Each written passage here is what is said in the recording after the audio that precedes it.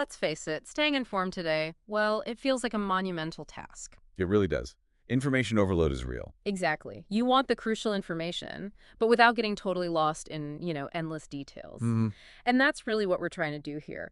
Today, we're diving deep into Project 2025 Policy.pdf. It's a pretty substantial document outlining a potential future policy direction. A roadmap of sorts. Yeah, think of this as your express route to understanding its core ideas. And it's worth saying, this isn't just another policy paper floating around, is it? No, definitely not. It's really comprehensive. Yep. A set of proposals put together with input from people who've operated at, well, pretty high levels across different sectors. Right. You've got people like Jennifer Hazelton. Her background spans defense, USAID, trade finance, State Department, even CNN and Fox News. Quite a range. And then there's Karen Kerrigan. Yeah, president and CEO at the Small Business and Entrepreneurship Council. Been working on small business policy for, what, decades? Decades, yeah. So these diverse backgrounds, they give the document a really wide lens, a broad scope on potential policy shifts. What struck me right away was this historical parallel they draw right at the beginning. Oh, the mandate for leadership reference. Yeah. Yeah, that's fascinating. Explain that a bit. Well, they directly point to this 1981 document, Mandate for Leadership, which, it's widely acknowledged, significantly shaped the Reagan administration's early policies. So they're drawing a direct line. Exactly. The fact that they highlight its influence, its considerable influence, suggests they have similar ambitions for Project 2025. Really sets the stage, gives you a historical comparison for their goals. It definitely grabs your attention. So, okay, painting with a broad brush here. What's the basic diagnosis? What problem are they trying to solve with all this? Well, the document is pretty clear on this. There's a stated belief that America is experiencing a decline. A decline. Due to what? They attribute it to the current political establishment and what they actually term the cultural elite. But it's not all doom and gloom. It's not a purely pessimistic view. They express a strong conviction that there's a clear path to recovery. And they look back to the 80s. Specifically, yeah, they evoke the successes of the 1980s as a kind of model, suggesting, a belief that similar strategies could work again. Okay, so a diagnosis of decline, but paired with some historical optimism. Let's get into the nuts and bolts then, the specific proposals. It looks like they start right at the very top, the White House itself. Yes, absolutely.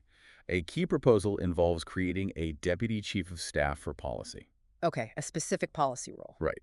This person would have expertise across the board, economic, domestic, social policy reporting directly to the chief of staff, and working very closely with the different policy councils. So the goal is coordination. Seems like it. Creating a central point of coordination and real drive for the president's agenda right there in the West Wing. And beyond this central policy figure, what about other advisors? Senior advisors, czars. Yeah, they talk about strategically using senior advisors, giving them broad mandates covering both political and communications matters. That's not entirely new, of course. Right. But they also specifically mention using czars, point people to focus on specific high-priority projects or policy areas. And the White House counsel's role. They really emphasize that. Not just the legal expertise, obviously, but a deep alignment with the president's objectives. More than just a lawyer. Exactly. The importance of proactive, confidential legal advice. It suggests they're looking for a legal team that's fully baked into the president's strategic thinking. Sound like a very tightly aligned inner circle they're envisioning. What about how the White House deals with outside groups? They mentioned the Office of Public Liaison, OPL. Their description of the OPL is, well, quite pointed. How so? They see it as the main enforcer and gatekeeper for the White House's relationships with all the various interest groups. Enforcer and gatekeeper, strong words. Yeah. The idea is by empowering OPL, especially, through really close coordination with the chief of staff, who can offer, both carrots and sticks. Yeah. The White House can manage these external relationships much more effectively. Control the message, control the access. And they also highlight OPL's big role in presidential scheduling and travel, which underscores its strategic importance. It really suggests a desire for a very controlled, very directed approach to managing who gets in and what message gets out. Okay, a very centralized approach there. Moving beyond personnel, how do they plan to restructure some key internal operations? Let's talk OMB, Office of Management and Budget. Right, OMB. The proposed changes there are really aimed at creating more focused oversight. More focus, how?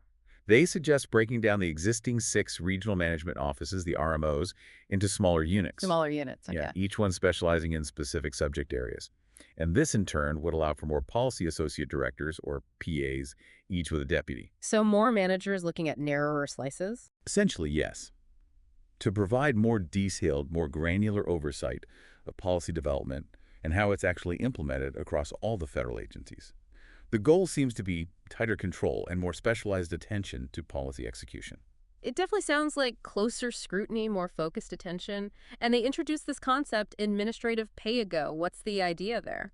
Administrative pay-as-you-go, or KGO, Yeah. it's pitched as a mechanism to, well, promote fiscal responsibility within the federal agencies. How would it work? Basically, it would require agencies to make sure that any new discretionary policy choices they make are budget neutral. So if they want to do something new, they have to find the money for it internally. That's the core idea. To incentivize the executive branch to be more cost-conscious when making policy decisions. Though they do acknowledge this principle might sometimes be overridden by, big presidential priorities. Like an internal checks and balances system for spending, then. You can put it that way, yeah. Okay, that makes sense. What about national security? The National Security Council, the NSC, that gets addressed too. They really stress that the NSC needs to work in very close coordination with the rest of the White House staff. Not operate in a silo. Exactly. To make sure the president gets the best possible strategic advice from all the key players, they caution against an NSC staff that sort of operates in isolation. Interesting. And interestingly, they propose the NSC should have its own dedicated counsel. Its own lawyer, separate from the White House counsel. Yes, specifically to advise the president on the unique legal aspects of national security. But they also make it clear the White House counsel remains the top legal advisor on all matters. The goal seems to be integrated strategic and legal thinking on national security. Integrated thinking, right. And finally, on White House ops, they talk about the National Economic Council, the NEC. What are the priorities there? Well, in their view, the NSC has a really crucial role in ensuring economic messaging from the White House is consistent and effective, and managing media engagement on the economy. So communications is key. Yes, but maybe even more importantly, they see the NEC as vital in advising on appointments to key economic positions. Like Treasury, Fed governors. Exactly, including those within financial regulatory agencies. The emphasis here is making sure that the people appointed to these influential roles are aligned with the president's economic policy priorities. Because there might be differing views within the existing bureaucracy. Precisely. They really highlight the importance of having economic leadership fully on board with the president's agenda. Okay, so a really consistent theme across White House operations. Centralized control, ensure loyalty to the agenda, maintain fiscal discipline. Got it. Now, let's pivot to the federal agencies themselves. The document outlines some pretty significant reorganization and policy shifts here, starting with the Office of Personnel Management, OPM. This seems pretty fundamental to reshaping the bureaucracy. Oh, it is absolutely fundamental. They really underscore OPM's central role in setting the rules for the civil service. And the big proposal is placing the president in direct supervisory control of the bureaucracy, with the OPM director actually holding cabinet status. Cabinet status, wow. That signals a strong desire for more presidential authority over federal hiring and firing, doesn't it? It certainly does. Much more direct control. They also raise concerns about merit-based hiring being difficult. What's the specific issue they point to? Well, they argue that the whole process of hiring based on ability, knowledge, skills, what we normally think of as merit, has become really challenging in the federal government. Why? They specifically point back to the abolishment of the PACE exam, the General Intelligence Test. That happened back in the Carter administration, partly due to concerns about its impact on minority applicants. Okay, I remember that.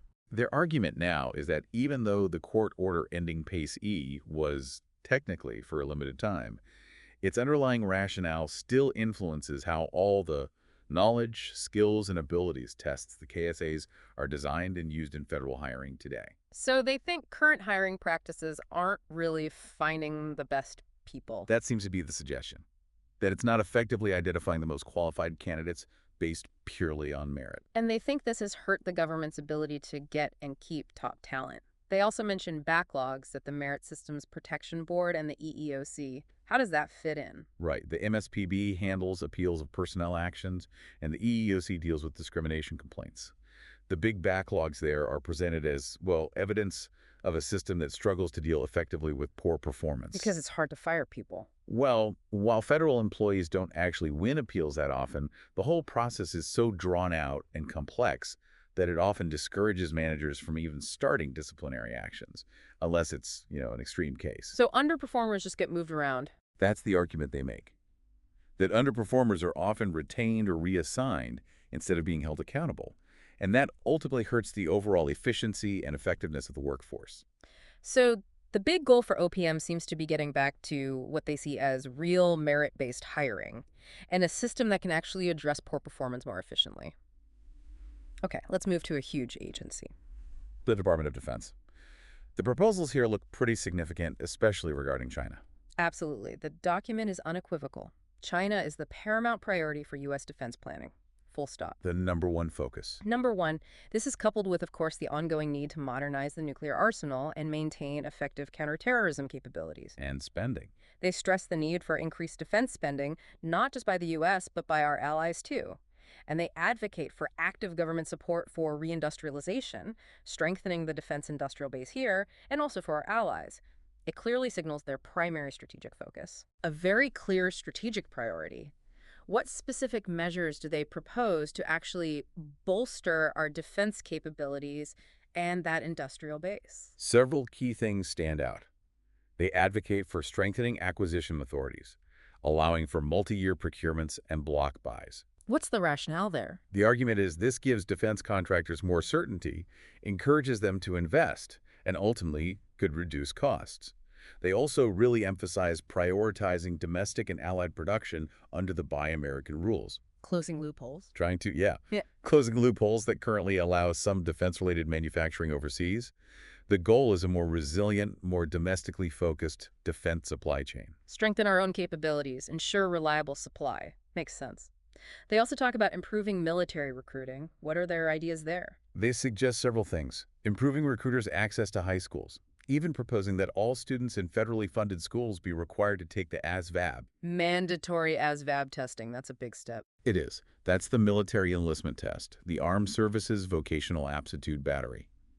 They also suggest encouraging members of Congress to give recruiters time at town halls and increasing the number of junior ROTC programs. It's really a multi-pronged effort to reach potential recruits earlier. A comprehensive approach, definitely. Now, this next part seems potentially sensitive, restoring standards of lethality and excellence. What exactly are they getting at? Okay, so in this section, they propose that the criteria for joining the military and the requirements for specific military jobs should be based solely on the demands of those roles. Meaning, they suggest removing exceptions for individuals who might have pre-existing conditions needing medical treatment. They explicitly mention HIV-positive individuals and those with gender dysphoria. And what about those with gender dysphoria currently serving? The document states that individuals diagnosed with gender dysphoria should be removed from service. Okay. And physical fitness. Yeah. They also argue that physical fitness requirements should be determined strictly by the job's demands, without considering demographic factors like gender, race, ethnicity, or sexual orientation. This would be a really significant proposed shift in military personnel policies. A very notable proposed change, yes. What other areas within DoD do they touch on? Intelligence, maybe? Yes, intelligence integration. They emphasize expanding it across different government departments and agencies, and also with allies, to gain an edge in what they call asymmetric warfare. And the structure between NSA and Cyber Command. They call for reevaluating the current dual-hat leadership structure there. And interestingly, they propose reestablishing economic analysis capabilities within the DoD. Economic analysis in the Pentagon. Why? To better understand and counter China's economic strategies. It suggests they want a more interconnected, more economically savvy defense establishment. An integrated and economically informed defense apparatus. Got it. They also mention some specific changes for the individual military branches. They do. Aligning the Marine Corps combat arms rank structure with the Army's. Creating better retention incentives for junior NCOs, especially in critical jobs. Keeping those experienced sergeants. Exactly.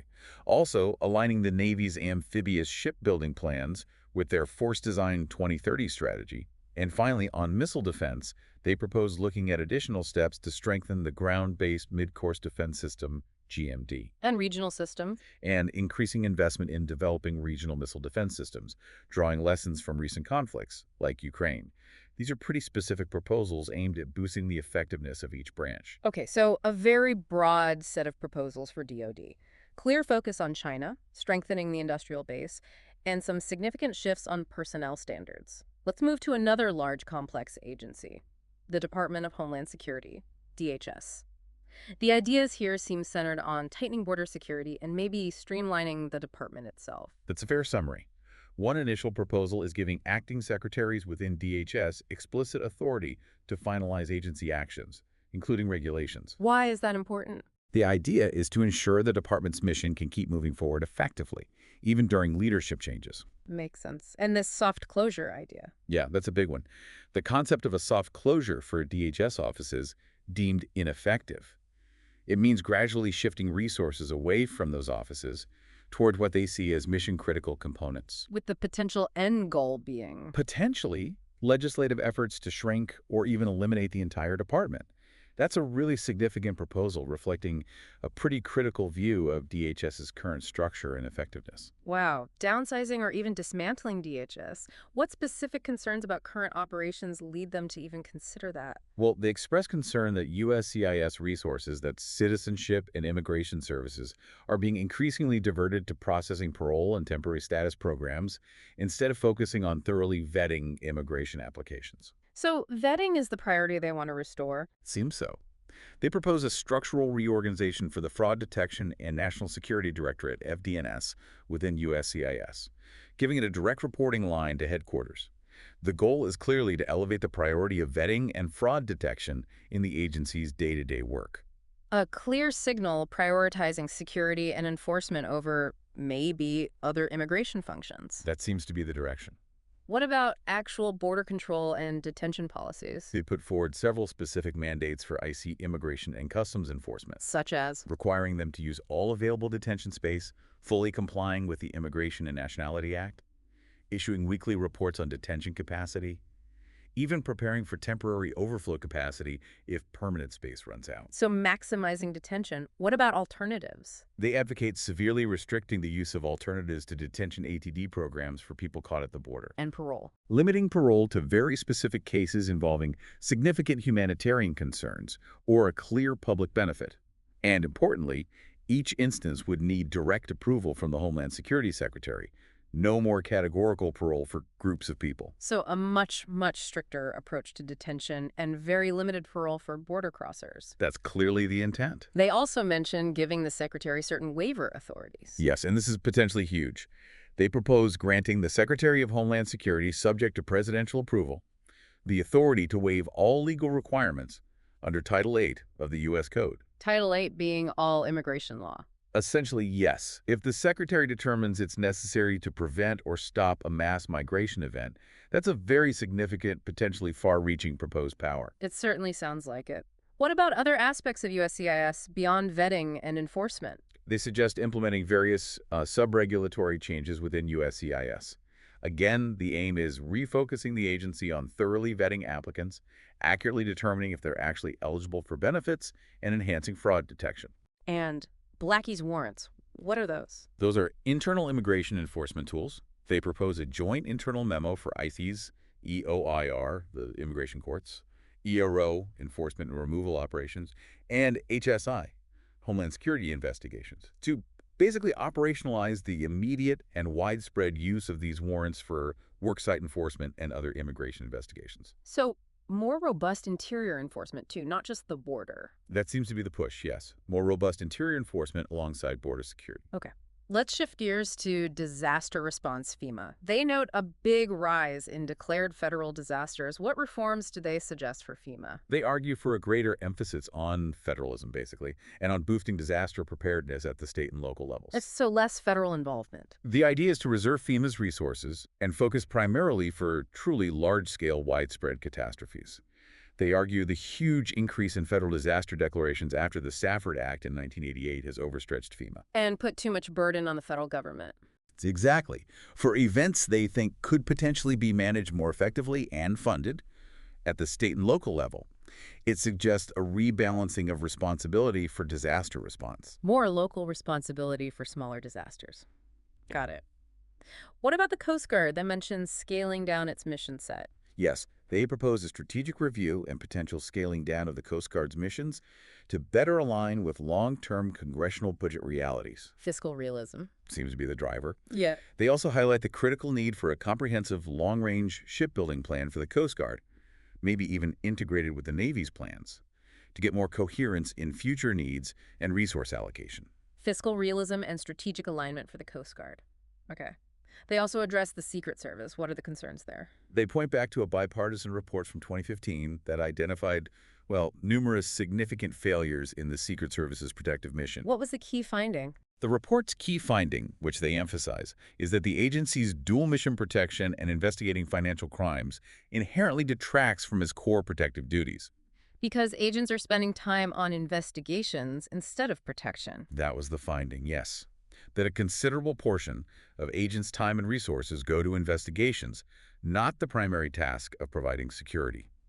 This suggests a potential refocusing just on the core protective role. Potentially splitting off the financial crimes part. That seems to be the implication. Okay. They also discuss department-wide grant policies and reporting requirements within DHS. Right. They advocate for the Policy Office, PLCY, within DHS to set a unified department-wide policy for all grant-making. Aligned with the President's priorities, and all grant decisions would need clearance from the PLCY office. Centralizing control over grants. Yes. They also suggest PLCY should work with Congress to streamline the department's reporting requirements, arguing they become duplicative and sometimes contradictory. Cut down on paperwork. Essentially. And they specifically propose eliminating the quadrennial Homeland Security Review, calling it an unnecessary bureaucratic burden. The overall aim seems to be centralizing policy control over grant money and reducing administrative overhead from reporting. Centralized control, less bureaucracy. Got it. They also propose establishing an Office of Operations within DHS. What would that do? The proposed Office of Operations, or OPS, its job would be enhancing day-to-day interagency coordination across all the different parts of DHS on specific operational tasks. Like a central command post? Kind of. It would also be responsible for maintaining continuous situational awareness for the Secretary and Deputy Secretary, giving them a real-time picture of ongoing activities and potential threats. The proposal also includes rotational assignments within OPS for people from different DHS agencies to build better collaboration. So a dedicated hub for coordination and information sharing. That seems to be the goal. Okay. Finally, within DHS, they touch on the Office for Civil Rights and Civil Liberties, CRCL, and the Privacy Office. What changes are envisioned there? They suggest a reevaluation of CRCL's scope and reach. They argue its mandate has expanded way beyond its original intent and that its activities often overlap with the DHS Inspector General. Redundancy concerns. Yes.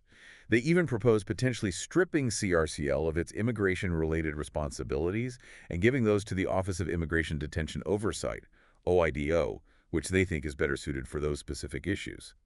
It indicates a desire to narrow CRCL's focus and get rid of perceived redundancies in oversight. Narrowing the focus, eliminating overlap. And they mentioned several interdepartmental collaborations led by DHS. Right. They propose DHS should take the lead on international engagement in the Western Hemisphere regarding security and migration. And dealing with deportations. Advocating for more aggressive action against countries unwilling to take back their nationals deported from the U.S., including significant sanctions. What about other departments? Other interdepartmental ideas include limiting federally subsidized housing to U.S. citizens and legal residents that would involve HUD, and denying federal loans to non-citizens and students at schools offering in-state tuition to undocumented individuals that involves the Department of Education. So a coordinated government-wide approach to Homeland Security and immigration issues. That's clearly the push. Okay. Let's shift to the Department of State. The focus here seems to be on reasserting constitutional principles in treaty handling and taking a more realistic view of some foreign policy challenges. That's a very precise summary.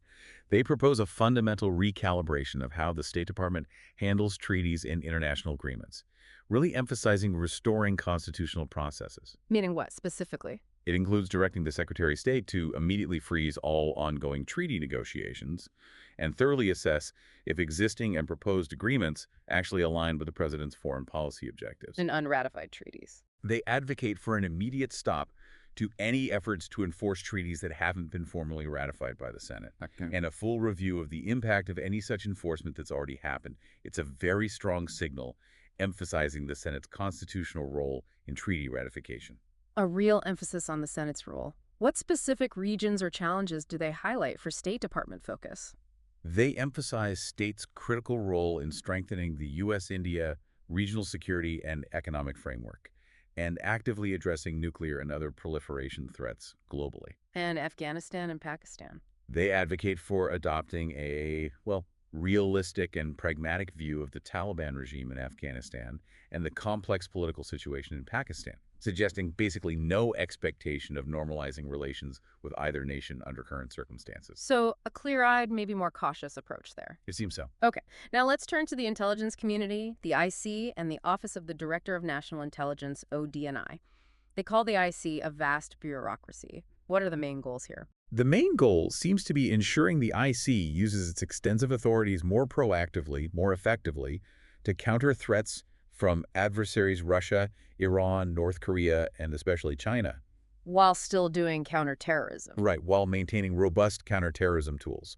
They underscore empowering the right personnel, getting rid of redundancies and internal squabbles, and making sure the intelligence reaching the president is objective, unbiased, and free from political spin. A more streamlined, efficient, impactful intelligence apparatus aligned with the president's priorities. That captures it well. They mention ODNI's creation after 9/11. What parallels do they draw, and what changes do they suggest for how it operates? They draw a parallel between the reforms intended by creating ODNI and the Goldwater-Nichols reforms for the Department of Defense, both aimed at improving coordination and effectiveness. And propose changes for ODNI. They propose the DNI, the Director of National Intelligence, and the Principal Deputy DNI should routinely request and receive briefings on all CIA activities and significant covert action findings. No exceptions. More direct oversight of the CIA. Yes. And establishing regular meetings between the DNI and the leadership of intelligence directorates focused on the president's top priorities. And emphasizing that all CIA liaison relationships overseas must align with State Department foreign policy guidance. So, tighter oversight and better alignment with overall policy goals. That's the push. What about the critical issue of intelligence sharing, particularly regarding China? They raise that fundamental strategic question. When, how, and with whom does the U.S. share classified intelligence? Expanding Five Eyes. Well, they caution against a broad expansion, worrying it could compromise sensitive sources and methods because different countries have different interests and security protocols. But they do suggest exploring more focused, maybe ad hoc or semi-formal intelligence sharing arrangements with nations also actively countering China. They specifically mention the quadrilateral security dialogue as a potential example. a more nuanced approach to intelligence alliances, then. Targeted collaboration. How do they propose to further empower and resource the IC? They suggest strengthening IC authority and resources through potential executive orders or changes to the Counterintelligence Enhancement Act, the CEA. And where would operations be centered? Keeping the main operational elements for counterintelligence within the FBI and CIA, with the National Counterintelligence and Security Center, NCSC, focusing more on outreach to non-governmental groups. And cyber threats. They emphasize proactively sharing cyber threat intelligence with the private sector, since the private sector owns and operates so much critical infrastructure. Bolstering both government and private sector defenses seems key. Strengthening both sides.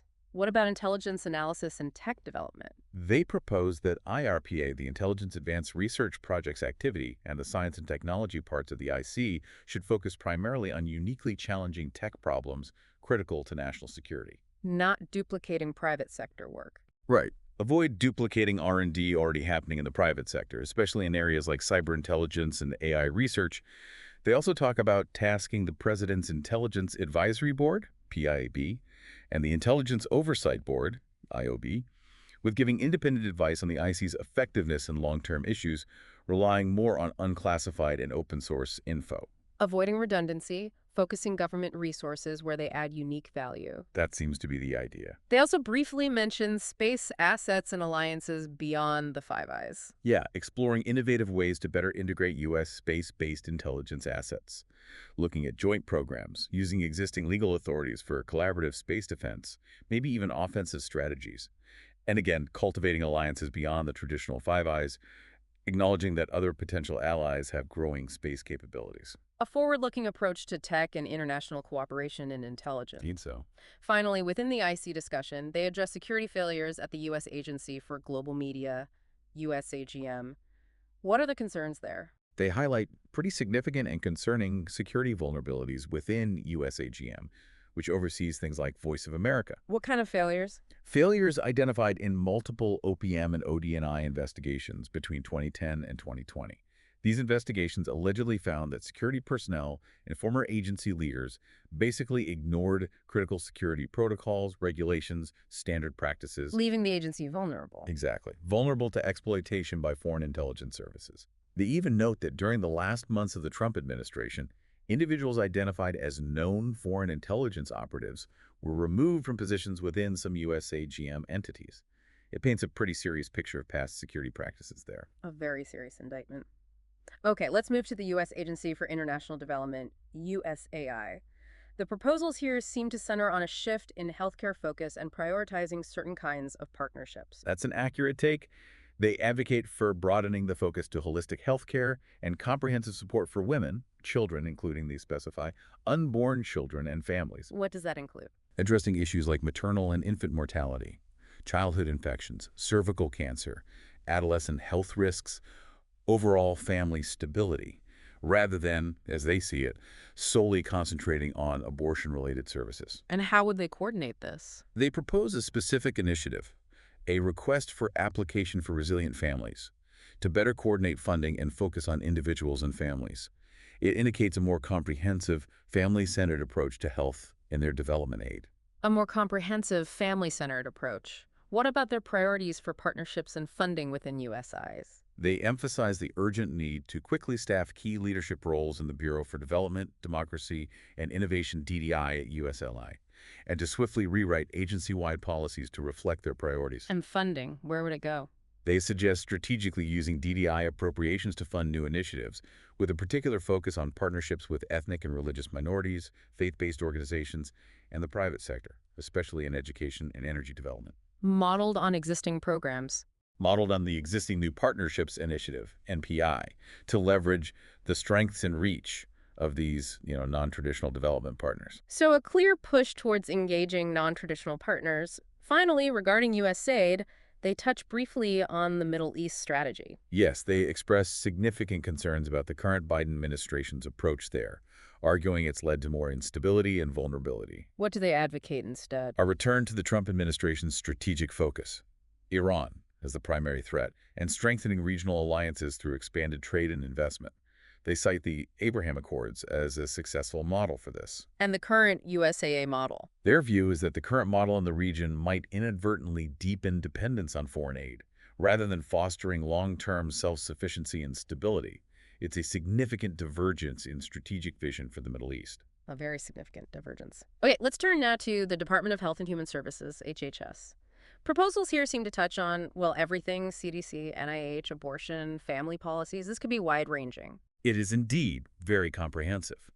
They start by voicing significant concerns about how the CDC and NIH handled the COVID-19 pandemic. What specifically? Criticisms include the effectiveness and consistency of masking recommendations, the funding of gain-of-function research that's modifying viruses to study them, and potential conflicts of interest around vaccine patents. Strong criticisms. What do they propose doing? They advocate for breaking what they see as the NIH's monopoly on federal research funding, and for ending HHS's involvement in what they characterize as woke transgender activism. These are pretty strong critiques framing their subsequent policy recommendations. Definitely strong framing. What specific policy shifts do they propose regarding abortion and related issues at HHS? They argue HHS is currently promoting abortion as standard health care, potentially violating the Hyde Amendment, which restricts federal funding for most abortions. And chemical abortion drugs. They call for reversing the FDA's approval of those. They also emphasize protecting conscience rights for healthcare providers and upholding bodily integrity based on what they call biological realities, not ideology. And broader social policies. Reversing policies focused on LGBTQ+ equity, subsidizing single motherhood, and disincentivizing work. Instead, pushing policies that actively encourage marriage, work, and nuclear families. It signals a very clear, Very significant shift in social policy direction for HHS. A very clear shift. What about the big healthcare programs, Medicare and Medicaid? They propose fundamental reforms for both, aimed at empowering individual healthcare consumers, fostering more competition and innovation, and ensuring long-term fiscal sustainability. Specifics. Suggestions include giving states more flexibility in financing Medicaid through things like block grants or per capita caps. More state control. Yes. They also advocate withdrawing current Medicaid guidance that expanded abortion access and getting the Justice Department's Office of Legal Counsel, OLC, to formally disavow previous interpretations of the Hyde Amendment that allowed certain exceptions. So more state flexibility and tighter restrictions on federal funding for abortion. That seems to be the direction. They also specifically mention Planned Parenthood. They call for the federal government to prohibit Planned Parenthood from getting any Medicaid funds. Why? Their rationale is based on the number of abortions performed by the organization and allegations of misuse of taxpayer dollars. It's a direct defunding proposal based on those concerns. A direct defunding proposal. What about other safety net programs like SNIP food stamps? They suggest applying the work requirement principles from TANF, the welfare program, to SNA benefits, proposing that receiving non-cash benefits worth at least $50 a month for 6 consecutive months could trigger work requirements. This could potentially broaden the application of work requirements within SNIP. It fits that broader philosophy of linking welfare benefits to employment. Expanding work requirements seems like a consistent theme. They also discuss HHS's Healthy Marriage and Responsible Fatherhood programs, HMRE. Yes, proposing a revamp of site visits for these programs to ensure strong adherence to optimal health metrics in the curriculum, and basing future funding on cost analysis and the actual number of people served. More accountability. Seems like it. Also, getting rid of pre-approved curriculum lists in favor of clear criteria promoting optimal health and sticking strictly to legislative language. And the content. Importantly, they emphasize the need for HHS programs to affirm the necessity of both a mother and a father for child well-being, and allowing faith-based groups receiving HMRE grants to affirm their religious beliefs about marriage being between one man and one unrelated woman. A focus on accountability, specific outcomes, and promoting traditional family structures within these programs. That's a fair summary. Finally, regarding HHS, they briefly mention the Surgeon General and the Public Health Service Commissioned Corps.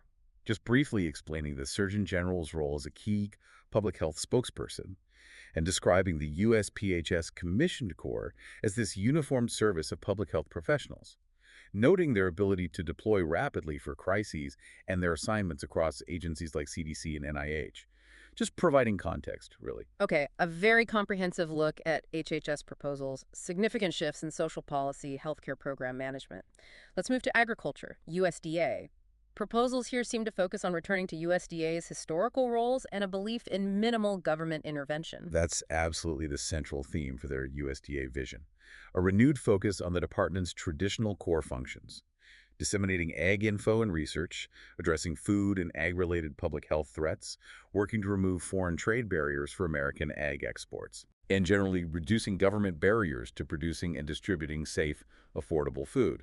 They strongly emphasize minimal government intervention in farming and the food system overall. A belief in market solutions, fewer regulations for agriculture. That's the strong undercurrent, yes. It sounds much more hands-off than recent trends. They specifically critique the Biden administration's focus on climate change and equity within USDA. Yes, they explicitly state their belief that the current administration's increased emphasis on climate change and equity comes at the expense of prioritizing and maximizing efficient agricultural production. They see it as a trade-off. They seem to, pointing to USDA's current strategic plan as evidence of this perceived shift, which they argue harms the core mission of ensuring a stable, affordable food supply. So a clear disagreement on USDA's main objectives. What specific programs or issues do they want to address? The Conservation Reserve Program, CRP, gets a mention. Right. They suggest reevaluating the CRP to allow for voluntary farming of land currently idled under the program, especially in light of growing global food supply concerns and the need to maximize output. They also propose reforming USDA conservation easements to avoid perpetual restrictions on private land use, arguing these can hinder future flexibility. So more flexibility in land management, maximizing production. That seems to be the goal. They also stress the need for strong White House support for these USDA reforms. They really emphasize that for these reforms to actually happen, Strong and consistent White House backing will be crucial. And strong leaders at USDA. Yes, underscoring the need to appoint strong leaders at USDA who are willing and able to resist potential opposition, likely from within the agricultural community itself, to changes in subsidies and other long-standing programs. It highlights the expected challenges and the need for committed leadership. Sounds like they anticipate pushback and see strong leadership as key.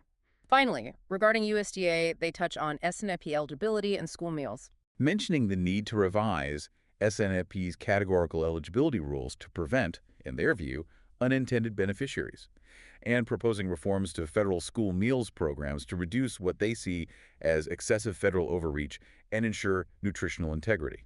Again, aligning with that broader goal of less government intervention and ensuring program efficiency. Tightening food assistance eligibility, less federal involvement in school nutrition. Got it.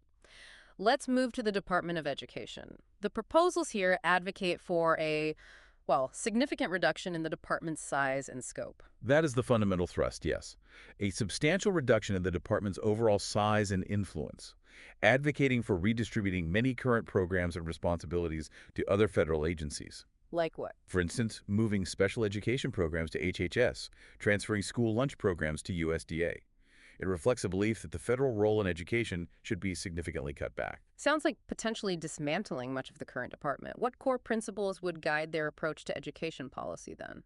The core principle is advancing education freedom. Meaning school choice. Primarily, yes. Advocating for portability of federal education funding, letting families direct their child's share of federal dollars to the schools or providers they choose. Also, expanding tax credits for education savings accounts, further empowering parents. It's a strong emphasis on school choice and parental control. A strong push for choice and parental control. They also call for specific legislation from Congress. Yes, they call on Congress to pass and the next president to sign a Department of Education Reorganization Act. This would be the legislative vehicle for those big structural changes, the program redistribution. It acknowledges their vision requires congressional action. It definitely would need Congress for such sweeping changes. They also identify several current Biden administration regulations they want rolled back or eliminated. Seems like a long list. It is pretty expensive. Regulations related to the charter school grant program priorities, civil rights data collection, various student loan forgiveness programs, borrower defense, closed school discharge, public service loan forgiveness. Keep going. The Title IX's regulations, redefining sex, equity and IDEA regulations, also changes to school meals and income-driven student loan repayment plans. And they anticipate trying to reverse more regulations on things like gainful employment, Title VI, accreditation, and transgender athletes in female sports. It's a broad effort to undo major regulatory changes from the current administration. A broad attack on current education regs. They specifically mention adding a non-binary sex category to the civil rights data collection and redefining sex in Title IX. What are the concerns there? They argue for quickly rescinding the change, adding the non-binary category, and issuing a new data collection framework based on what they see as the Office for Civil Rights Statutory Authority, which they believe is based on a binary understanding of sex. And Title IX. Regarding Title IX, the law banning sex discrimination in education, they assert there's no valid scientific or legal basis for redefining sex to include sexual orientation and gender identity. What harms do they foresee? They raise concerns about potential harm to women's and girls' sports and opportunities, and eliminating what they consider fundamental due process protections in Title IX proceedings.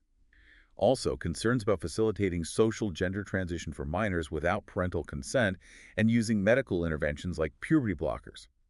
It highlights very strong opposition to current administration policies in these areas. Strong opposition there. They also discuss parental rights in education and compelled speech in schools. Advocating for strengthening legal protections for parental rights in education, arguing they should be treated as co-equal to other fundamental rights.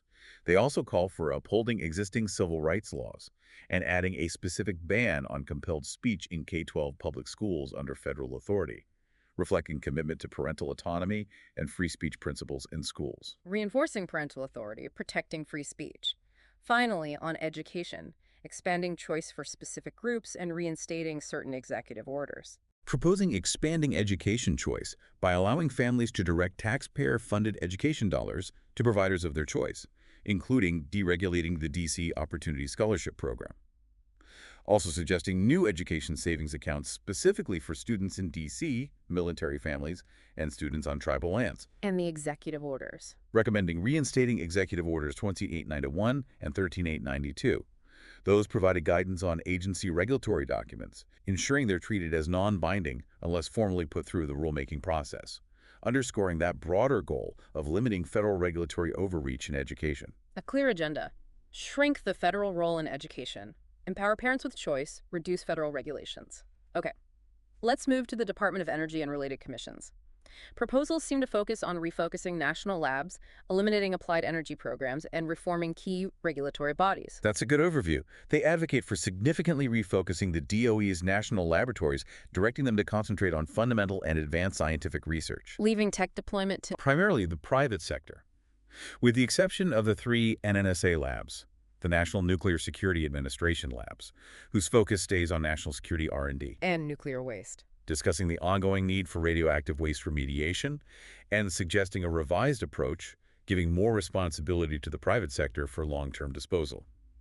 It indicates a desire for a more basic research role for the national labs. A more limited, basic research role.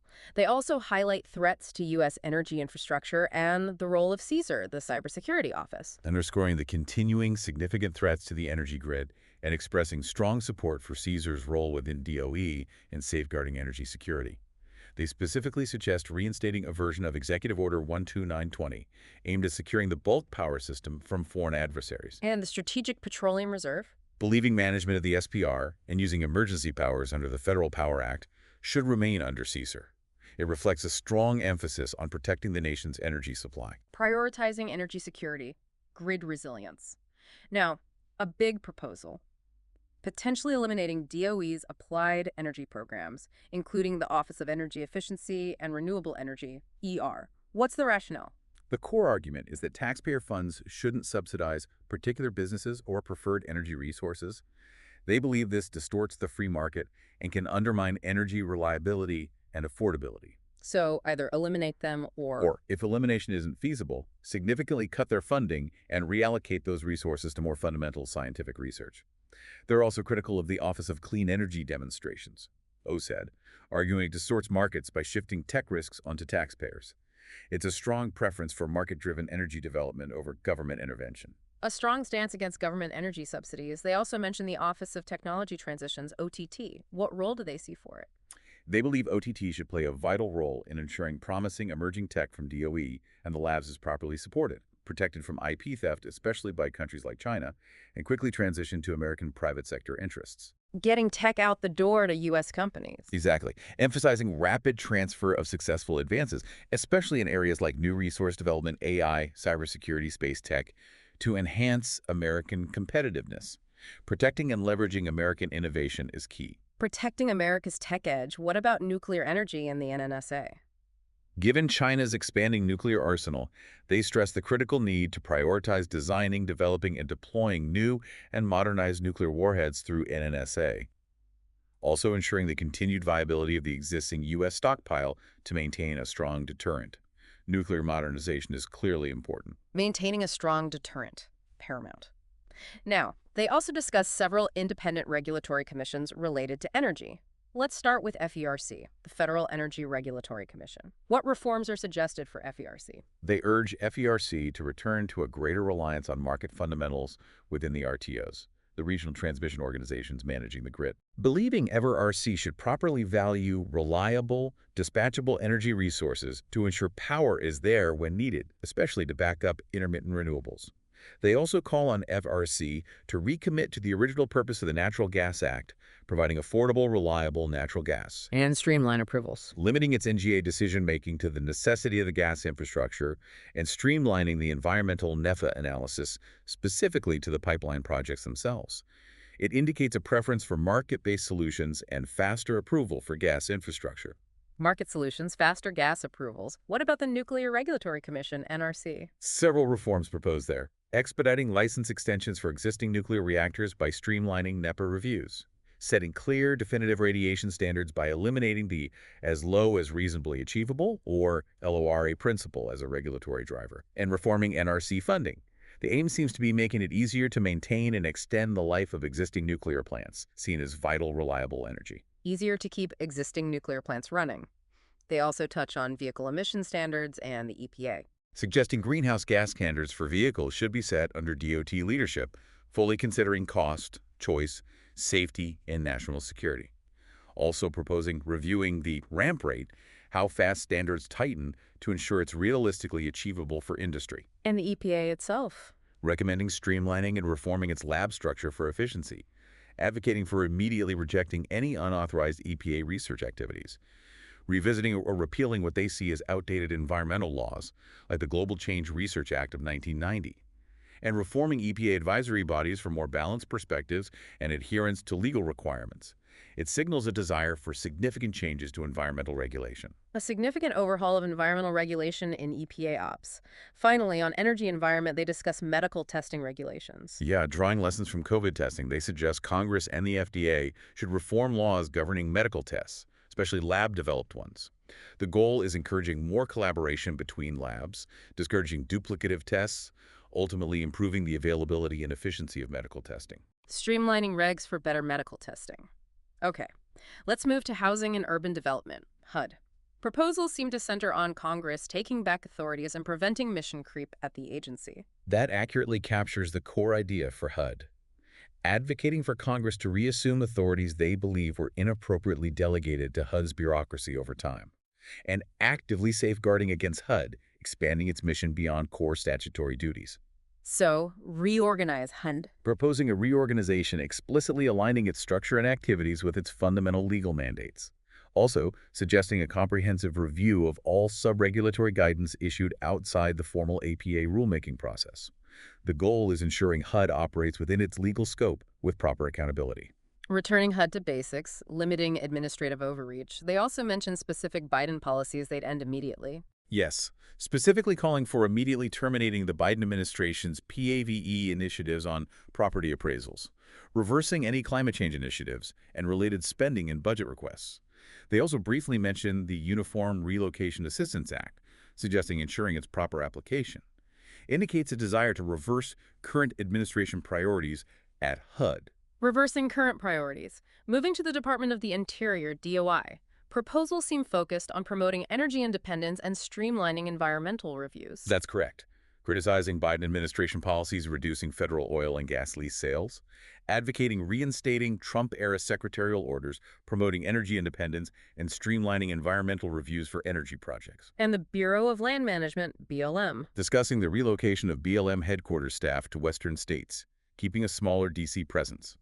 It reflects a clear emphasis on increasing domestic energy production and cutting regulatory hurdles. Clear focus on energy production, decentralized BLM. They also mention DOI adhering to sound science and fulfilling its responsibilities. Emphasizing the critical need for DOI to base decisions on sound science and fully meet its statutory obligations, both facilitating economic activity, like resource development, and protecting natural resources. They also note the removal of a DOI website section on litigation, suggesting a potential shift in transparency about legal challenges. Indicates a desire for a balanced approach to resource management, guided by science and law. Balanced approach, guided by science. Okay, let's turn to the Department of Justice. DOJ proposals seem to center on realigning the FBI, prioritizing immigration enforcement, and reforming DOJ grant processes. That's an accurate summary of the key DOJ recommendations, proposing a structural realignment within the FBI to better match its organization to its core missions: counterterrorism, counterintelligence, cyber, criminal investigations. And the FBI's relationship with the AG. Emphasizing the FBI should not operate independently of the Attorney General's direction on any matter. Furthermore, advocating prohibiting the FBI from activities related to combating so-called misinformation and disinformation by Americans if it's not tied to criminal activity. A firewall. Establishing a clear, strict separation, a hard firewall, between legitimate monitoring and anything that could be seen as censoring speech. These proposals aim to refocus the FBI on core law enforcement and national security duties. Significant limits on the FBI's scope.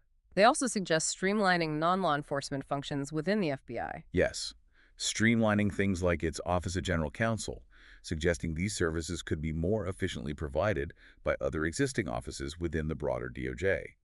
The argument is this creates a crucial check on an agency they believe has sometimes overstepped, And congressional and public affairs. suggesting the FBI doesn't need its own separate offices for those either, as those functions could also be handled by existing DOJ structures.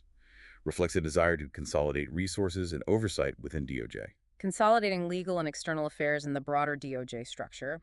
What about the Office of Justice Program's grant process? Advocating reform of the OJP grant process to limit adding numerous conditions and priority points to grant applications in ways that primarily advance a particular administration's policy priorities. Concern about political influence. The concern is these mechanisms can subtly influence local law enforcement and community programs to align with specific political agendas.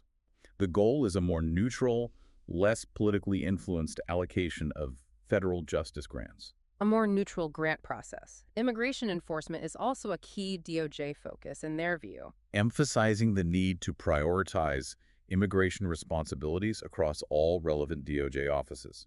Issuing clear guidance to U.S. attorneys on vigorously prosecuting immigration offenses. Fostering close collaboration between DOJ, DHS, and State Department for effective enforcement of immigration laws. Indicates a government-wide commitment to robust immigration enforcement. A government-wide commitment.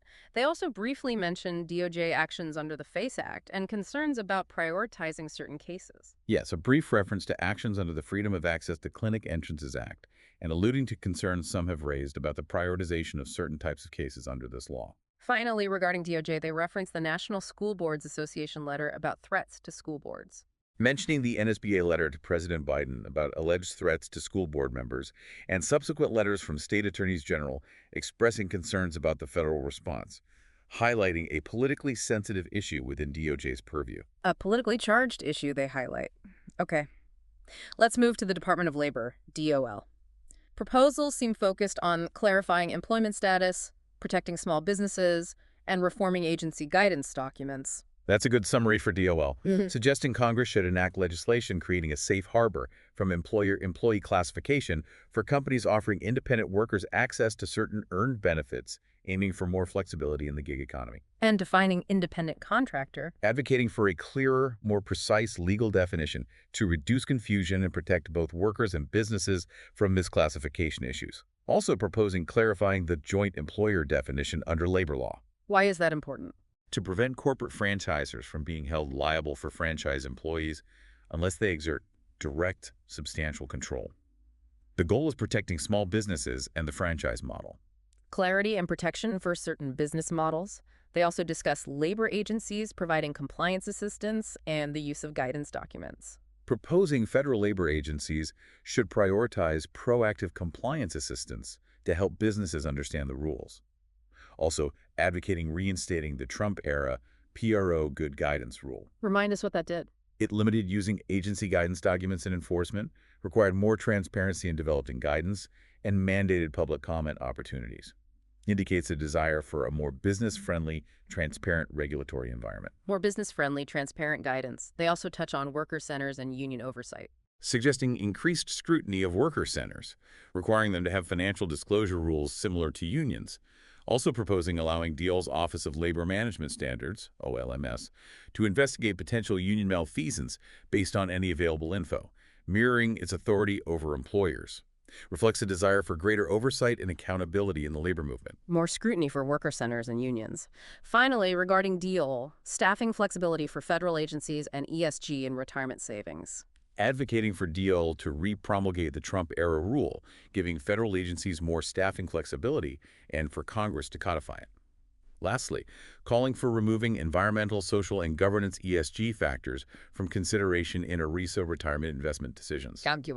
Arguing retirement savings should be managed solely to maximize financial returns for beneficiaries. These proposals aim for more operational efficiency in agencies and a singular focus on financial performance in retirement planning.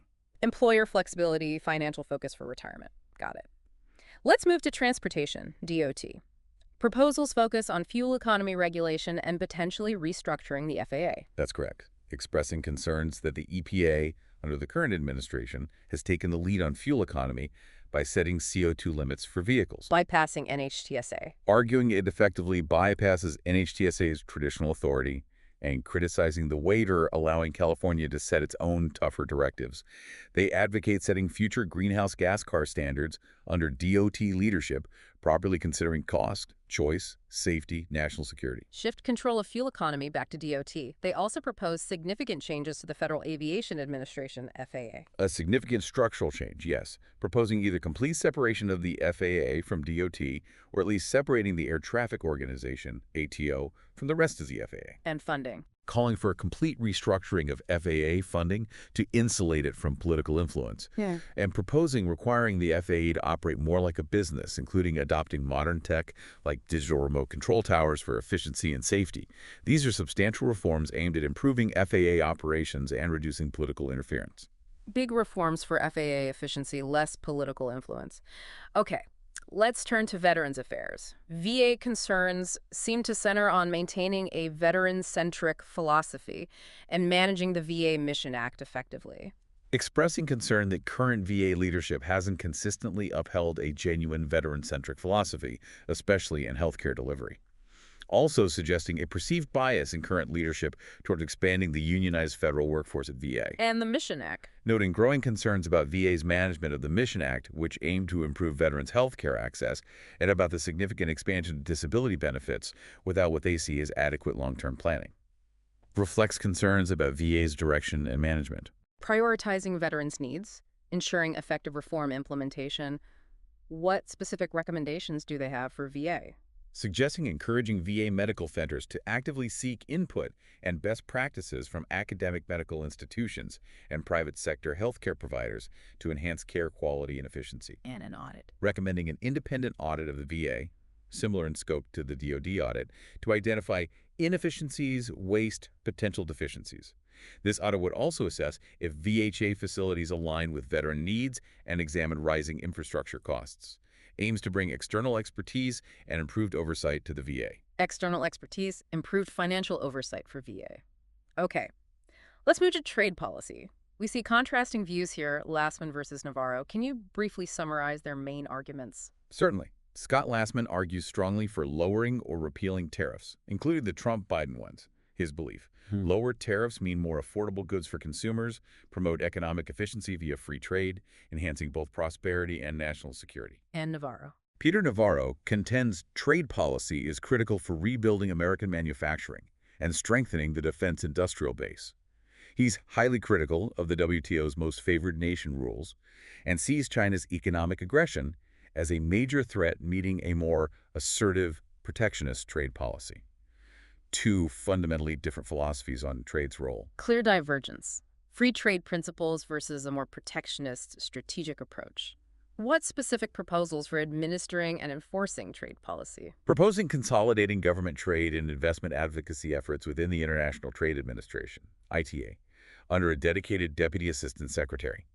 Also suggesting seeking congressional authority to use foreign direct investment FDI promotion tools specifically to encourage reshoring manufacturing back to the U.S. And technology transfer. Highlighting ongoing concerns about advanced tech transfer from the U.S. and allies potentially accelerating adversaries' capabilities, focusing particularly on China.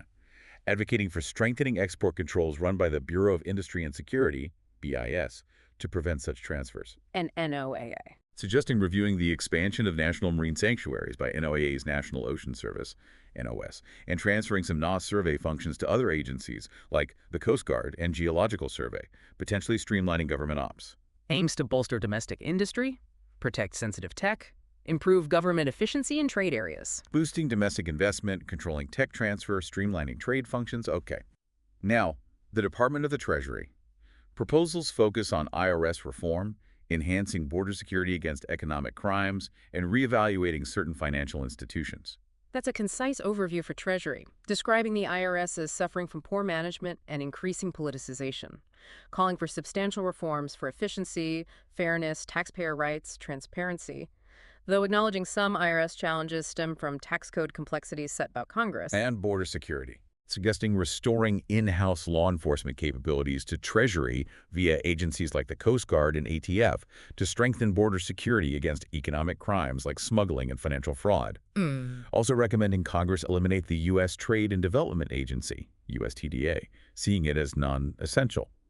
aims to improve Treasury's functioning and enhance its economic security role. More efficient, less politicized IRS, stronger Treasury law enforcement. What specific views on the Export-Import Bank, Exim? A strong critique, characterizing Exim as corporate welfare that doesn't genuinely promote exports, pointing to its history of deals with authoritarian governments and advancing progressive policy agendas. Based on this, advocating for Exim's closure when its charter expires. But there's a counter-argument. Yes, including Jennifer Hazelton's counter-argument. Viewing Exim as a critical, necessary tool in asymmetrical economic competition with countries like China, arguing for its continued operation and strategic use, highlights significant debate on Exim's role and effectiveness. Clear division on Exim's value. What about the Federal Reserve and broader monetary policy? Suggesting limiting Fed balance sheet purchases exclusively to U.S. Treasuries, advocating a gradual winding down of the Fed's balance sheet to pre-2008 crisis levels. And free banking. Introducing the concept, a system where interest rates and money supply aren't centrally controlled by government.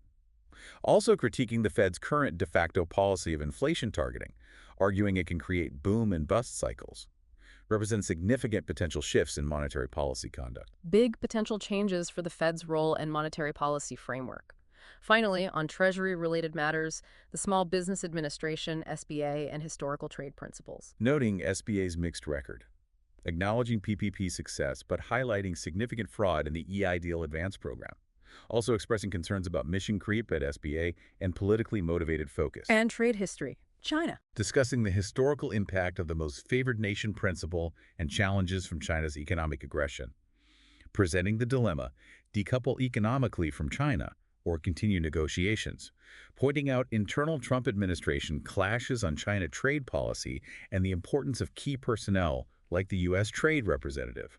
What about tariffs? Critiquing Trump-Biden tariffs as ultimately unsuccessful, advocating a return to more sensible trade policies to strengthen American manufacturing, while noting U.S. manufacturing output is currently at an all-time high, arguing tariffs are generally detrimental with hidden costs and negative consequences. And Exim against CPTPP. Reiterating arguments for closing Exim due to regulatory capture concerns, noting its 2026 charter expiration, advocating for a multi-pronged China strategy acknowledging its challenges and vulnerabilities, for the U.S. rejoining the Comprehensive and Progressive Agreement for Trans-Pacific Partnership, CPTPP. So the overall conclusion on trade. Their conclusion is that a conservative trade policy should be fundamentally based on principles of free trade and entrepreneurship. A wide-ranging discussion on trade and finance, clear preference for free trade, cautious but not isolationist on China.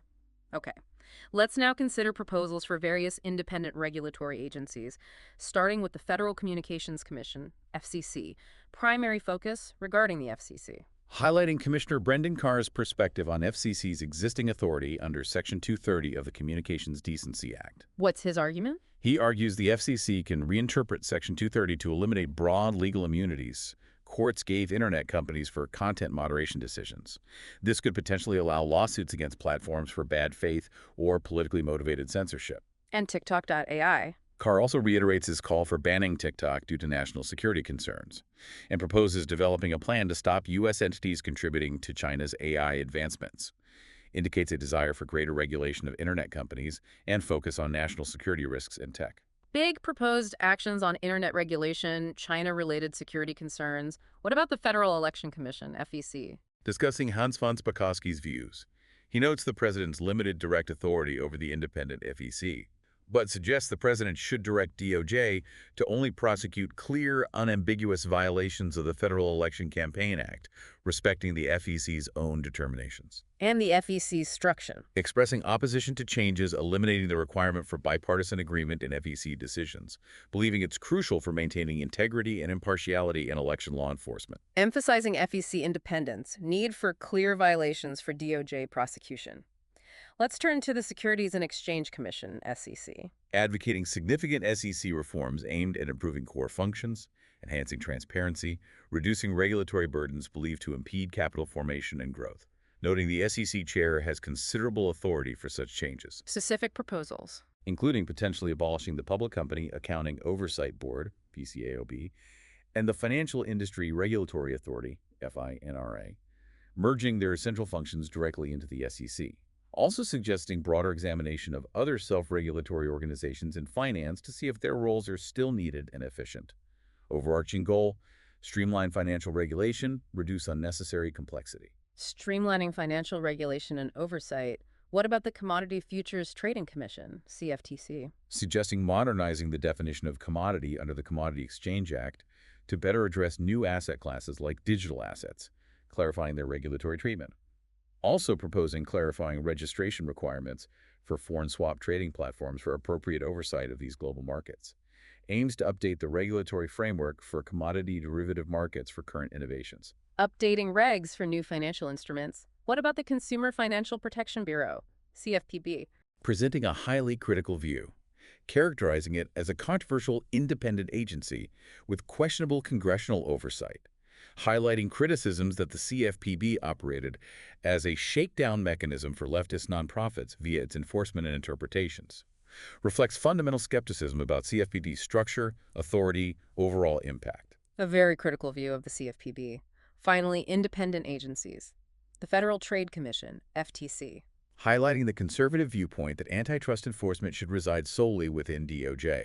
Why? Stems from concerns about FTC's structure specifically, that commissioners aren't subject to at-will removal by the president.